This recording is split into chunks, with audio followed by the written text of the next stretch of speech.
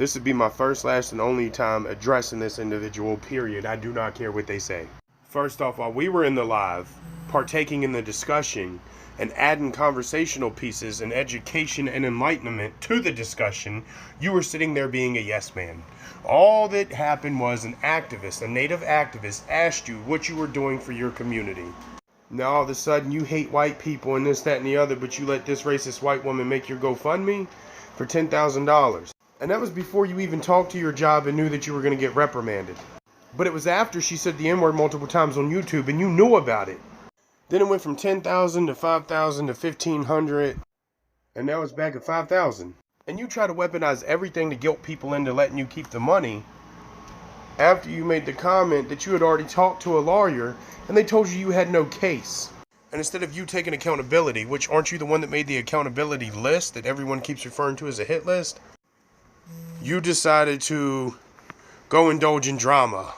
You decided to do the exact same things that we called other people out for doing because they were being deplorable when they did it. You couldn't handle constructive criticism and being told that you're in the wrong.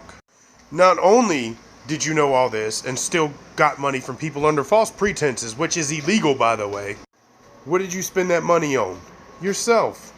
Which, cool, practice self-care and all, but you could have just told people you wanted some money. And then you try to talk shit because I made a joke post about my daughter's birthday being on July 10th. And if anybody wanted to donate for her birthday, that was cool. And if they didn't, that was cool too. And I was like, see, this is how you ask for money if you want money. And so people donated. And you know what my daughter did with the majority of her money? Over 60% of it. Donated it. Because she wanted other kids to have things. Now see, I started distancing myself from you around that time all that was going down for a reason, because I already knew the truth, and you just wouldn't tell nobody. And now look at you, trying to use the same attacks and the same defenses as the people that we called out for being deplorable. And now none of you have any relevance. None of you are important, none of y'all are a factor in anything. But y'all keep trying to use the same attacks as the ops. You're playing the oppressor's game, right? And you yourself said that you are not educated or enlightened on subject matters and topics at hand. But yet you want to try to trash two people that are activists, that are militants, that are boots to the ground, that get things done in the communities. Not just my community, but all communities. You were an op. You were an infiltrator.